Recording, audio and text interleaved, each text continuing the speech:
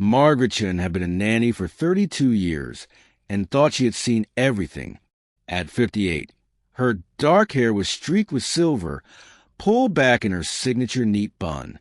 She wore her crisp navy vest over a white blouse like armor, a uniform that spoke of decades spent caring for other people's children. That Tuesday morning in downtown Seattle, Margaret was walking to her next interview when she heard them. Two babies, crying in perfect unison, their wails cutting to the city noise like sirens. She stopped mid-step, her worn leather bag sliding down her shoulder. The sound was coming from a sleek black Mercedes parked along the curb, its windows tinted dark. But through the driver's side, she could see them. Twin babies in the back seat, their tiny faces bright red, mouths open in distress. Margaret's heart lurched.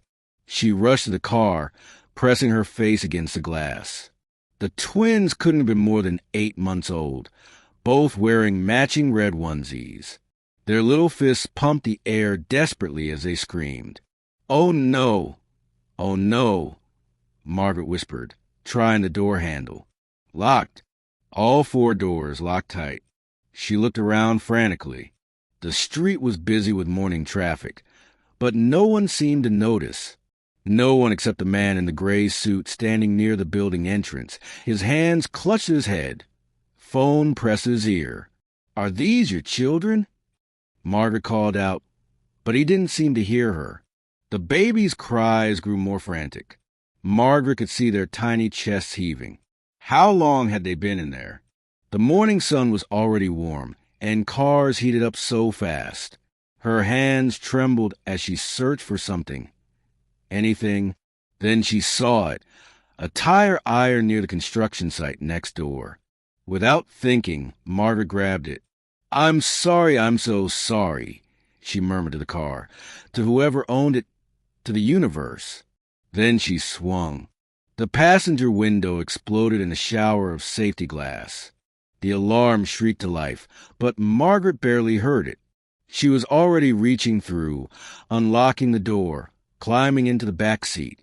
Sure, I've got you," she cooed, her voice automatically shifting into that soothing tone she perfected over 3 decades. She unbuckled the first twin, a little girl, and pulled her close. The baby's cries softened immediately against Margaret's shoulder. Then the second twin, a boy, who buried his face in her neck. "What have you done?" The voice behind her was sharp, panicked. Margaret turned to see the man in the gray suit, now standing at the broken window.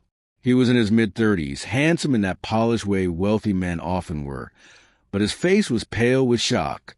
"Your babies were trapped," Margaret said firmly, holding the twins closer. "How long were they in here?"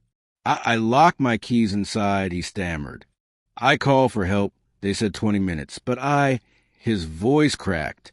"I couldn't break my own window. This is a company car. I just kept thinking maybe there was another way, but they were crying and I couldn't." He was spiraling, Margaret realized.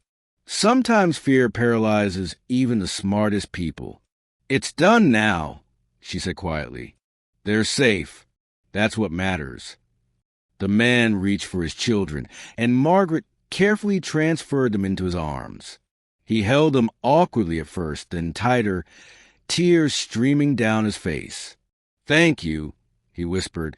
"I'm sorry, I just froze. I couldn't think. Thank you." Margaret started to back away, but he called out, "Wait, please. I'm Daniel Foster. I need to repay you for the window, for everything." "No need," Margaret said. "I did what anyone would do. But you're the only one who did." 3 days later, a courier arrived at Margaret's small apartment with an envelope. Inside was a check that made her gasp, along with a note in careful handwriting. "Miss Chun, my children are here because you didn't hesitate when I did. The window cost nothing compared to that. I've also taken the liberty of researching your background. You're interviewing for positions below your experience. My company runs a child care program for employees. We need a director. The job is yours if you want it. You've already proven you're exactly who we need. Daniel Foster. Margaret sat down heavily on her worn couch. Director. She'd spent 32 years being hired help, invisible to most of the families she served. And now this. She thought about those babies, their relieved little faces, the weight of them in her arms. She thought about Daniel Foster's tears, the shame and gratitude mixed together. Sometimes people just needed someone to do what they couldn't, without judgment, without hesitation. Margaret picked up her phone and dialed the number on the card. When she arrived at Foster Industries the following Monday, Daniel was waiting in the lobby with the twins. They were dressed in different colored outfits now, yellow and blue, babbling happily in their stroller. "They've been asking for you," he joked, though his smile was genuine. "In their own way." Margaret knelt down, and both babies reached for her immediately, recognizing her somehow. She felt something warm spread through her chest. Maybe this was what all those years had been leading to. Not just caring for children, but building something that would help hundreds of families, prevent moments of panic like Daniel's. "I accept," she said simply. Daniel's shoulders sagged with relief. "Good, because I meant what I said. You're exactly who we need." As Margaret stood, she caught a reflection in the glass doors behind them. The same neat bun, the same tired eyes. But something was different now. She wasn't invisible anymore. She never had been.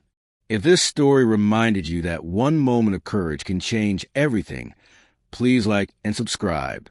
Share it with someone who needs to remember that it's never too late for life to surprise you.